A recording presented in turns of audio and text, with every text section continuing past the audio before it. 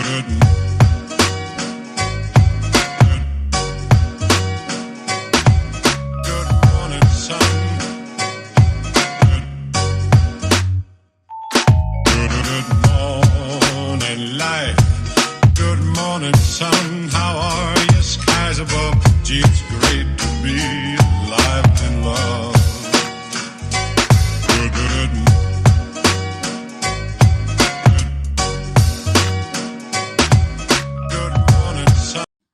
అండి, welcome to మీ Durga shorts. అందరూ ఎలా ఉన్నారు? నేను మీ దుర్గా. మేము కూడా చాలా బాగున్నాం. నిన్న షార్ట్ వీడియోలో అయితే చెప్పాను కదండి, ఒక 700 రూపీస్లోనే నీకు కావాల్సినవి తీసుకో అని చెప్పారని. నేనైతే ఇంకా 50 రూపీస్ మిగిల్చుకుని ఇంకా 2-3 వస్తువులు మర్చిపోయి వచ్చానమాట. ఇంతకీ విషయం ఏంటంటే, మొన్న మా హస్బెండ్ అయితే కొంచెం ఈవినింగ్ తొందరగా వచ్చేసారండి. ఇంట్లో అయితే కనుక బట్టల సబ్బులు కానీ, షాంపూ కానీ ఇలాంటివి అవసరమైనవి అయిపోయినాయి అనమాట. సరే ఆయన్ని తీసుకురమ్మంటే 1-2 వస్తువులు మర్చిపోతారన్నట్టుగా నేను కూడా ఆ రోజు రాగానే నాతో పాటు మరి మా బాబుని కూడా తీసుకెళ్ళాలి కాబట్టి ముగ్గురు రెడీ అయ్యి పక్క ఊరు మంగళం అయితే వెళ్ళామండి. అసలే చలిలో ఎందుకు వెళ్ళండిరా బాబు అనిపించింది. ఒక 7:30, 8 అయిపోయింది అనుకోండి. ఆ టైంకి అయితే వెళ్ళామన్నమాట. అక్కడికి వెళ్ళిన తర్వాత నేనైతే మా హస్బెండ్కి చెప్పడం, ఆయనేమో వాళ్ళకి చెప్పడం, వాళ్ళేమో కంగారు పెట్టేసి బిల్లు తొందరగా ఇచ్చేసారనమాట. ఇంకా నేను 2-3 వస్తువులు అయితే మర్చిపోయాను. అందువల్ల ఏంటంటే, మనం ఇలాంటి వస్తువు కావాలనుకున్నప్పుడు ఒక పేపర్ పైన రాసుకుని వెళ్ళిపోవడం మంచిదండి. అక్కడ క్లోజింగ్ టైమో ఏంటో తెలియదు కానీ ఆ పెద్దవాడు మాత్రం చాలా కంగారు పెట్టేశారు. నేను ఇంకా లాస్ట్లో వచ్చేటప్పుడు అడిగేశాను అనమాట, మీరు ఇంత కంగారు పెట్టి బిల్లు వేయించడం ఎందుకు, మాకు ఇంకా కావాల్సినవి మేము చూస్తున్నాం కదా అని చెప్పి. కానీ 700 అమౌంట్ మాత్రం నేను గుర్తుపెట్టుకోవాలి కదండి, అది దాటకూడదనమాట. ఎందుకంటే ఇప్పుడు కొంచెం ఇబ్బందిగా ఉంటుంది కాబట్టి ఉన్న దాంట్లోనే పొదుపుగా యూస్ చేసుకోవాలనేది నా ఆలోచన అనమాట. మా హస్బెండ్ కూడా పెద్దగా స్ట్రిక్ట్గా ఏం చెప్పరండి. ఇప్పుడు పరిస్థితి అలా ఉంది కాబట్టి ఆ మాట అయితే అన్నారనమాట. లేదంటే ఏం కొనమంటే అది కొంటారు డబ్బులు ఉంటే, లేదంటే కనుక టైం పెడతారు. ఇంకా ఆ రోజైతే మేము వేపిన శనగపప్పు, సర్పు, గోధుమ పిండి, అలానే షాంపూలు, ఇక్కడ మీకు చూపిస్తున్నాను చూడండి, శనగపిండి, ఇంకా పేస్టు, ఒత్తులు. ఈ ఒత్తులు వేయడం నేను చూడలేదండి, పెద్దవి అయితే ఇచ్చేసిందనమాట అమ్మాయి. దానివల్ల ఏంటంటే అది ఏకత్రి అంతా నల్లగా అయిపోతున్నాయి. ఇంక ఇది నెక్స్ట్ టైం ఇలాంటివి తేకూడదు. ఇంకా కిరాణా షాప్లో అయితే ఇలా చిన్న చిన్న వస్తువులు తీసుకుని, పంచదార అక్కడ మర్చిపోయాము కదా, కొంచెం ముందుకు వచ్చిన తర్వాత ఇంకొక షాప్లో తీసుకున్నాము.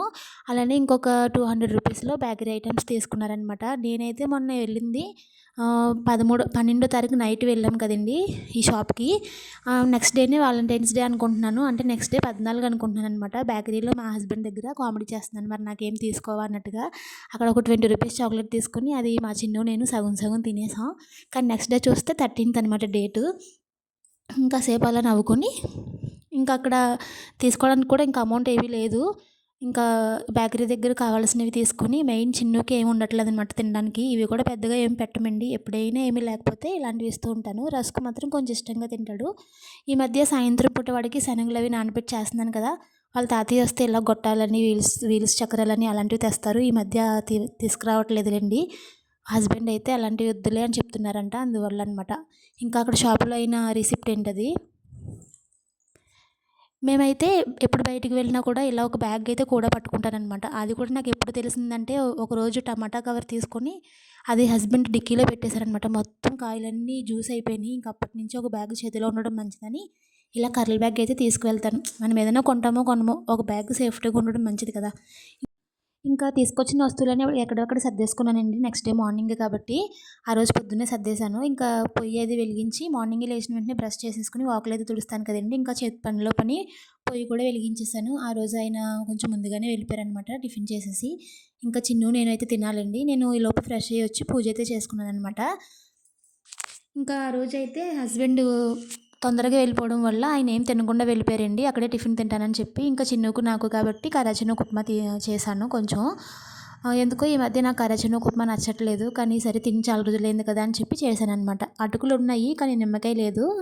అత్తయ్య వాళ్ళ ఇంటి దగ్గర నుంచి తీసుకురమ్మంటుంటే ఈయన మర్చిపోతున్నారు. ఇంకా అన్నీ అయిన తర్వాత టిఫిన్ అది చేసేసి చిన్నుకు అది తినిపించేసి బట్టలు కూడా నానబెట్టానండి. ఇంకా వంట అయితే చేస్తున్నాను. బీట్రూట్ ఫ్రై చేసి మజ్జిగ ఉండిపోయిందనమాట. పెరుగు తోడు పెడుతూ ఉంటున్నాను కదండి, ఈయన వేసుకోవట్లేదు, నేను వేసుకోను కదా. అది ఇంకా 2-3 గిన్నెలు ఉంది. సరే అని చెప్పి ఒక గిన్నెలో తీసేసి శుభ్రంగా గిలక్కొట్టి ఇలా మజ్జిగ చరిత్త తాలింపు పెట్టేశానండి. బాగుంటుంది టేస్ట్.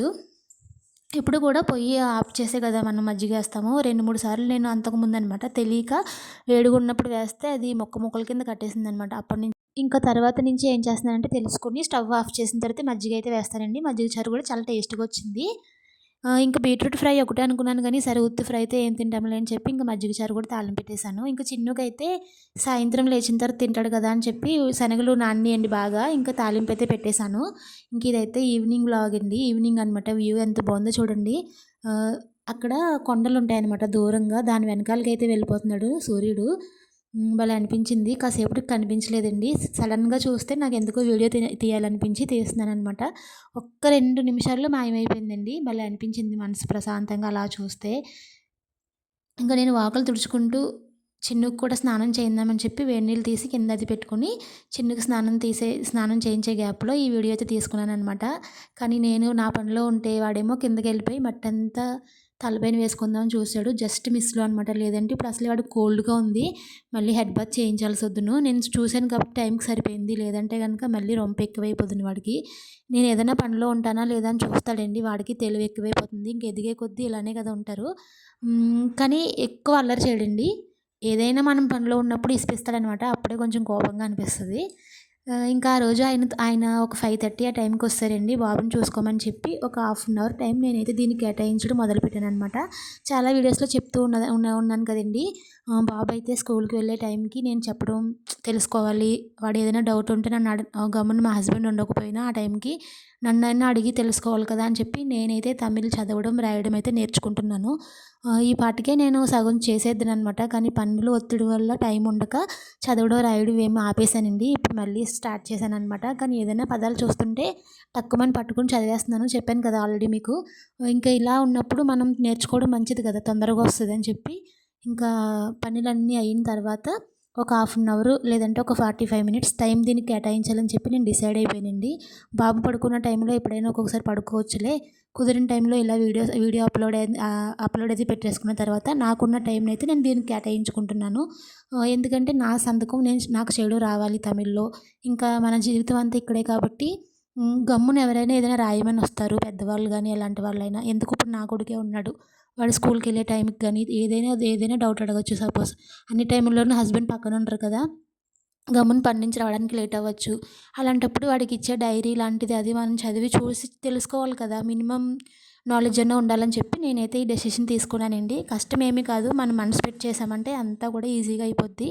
కానీ నేనేంటంటే ఏదైనా అనుకున్నానంటే నేను సాధిచ్చేస్తానండి. ఒక్కసారి చూశాను అంటే వెంటనే పట్టుకునే నాలెడ్జ్ శక్తి నాకైతే ఉందనమాట. మా హస్బెండ్ కూడా అంటారు, "నువ్వు ఇలా చదవడం చాలా గ్రేట్" అని.